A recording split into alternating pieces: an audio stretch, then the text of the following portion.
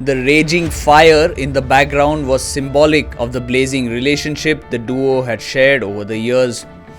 It would have been just another courtesy meeting on the road to transition to power. Only it wasn't. 4 years ago, as Trump lost the election, scenes like these at the Capitol Hill by his supporters was an ominous first for America. Trump then claimed the poll was rigged, so the transition of power was devoid of pleasantries and even courtesy. But 4 years is a long time in politics. Trump is back, and in this meeting at the White House, there seemed to be perfect order. With American greats like George Washington and Abraham Lincoln listening in from the walls of the Oval Office, Joe Biden ensured political propriety but reminded Donald Trump of what was amiss 4 years ago. Well, Mr. President-elect and former President, Donald, congratulations. Thank you. And looking forward to having, like we said, a smooth transition. Whether we can make sure you're accommodated, what you need. And we're going to get a chance to talk about some of that today. So good.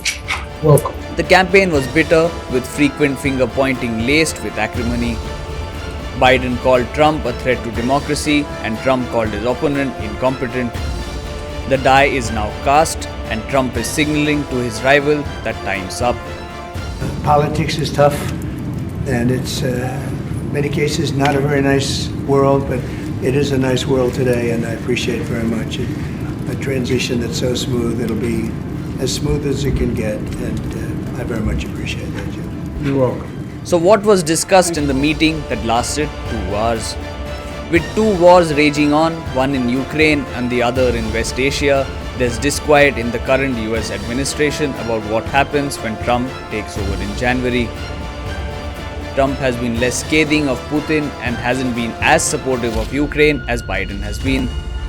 That President Biden reinforced his view that the United States standing with Ukraine on an ongoing basis is in our national security interest. And it's in our national security interest because a strong Europe, a stable Europe, standing up to aggressors and dictators and pushing back against their aggression is vital to ensuring that we don't end up getting dragged directly into a war, which has happened obviously twice in the 20th century on the European continent.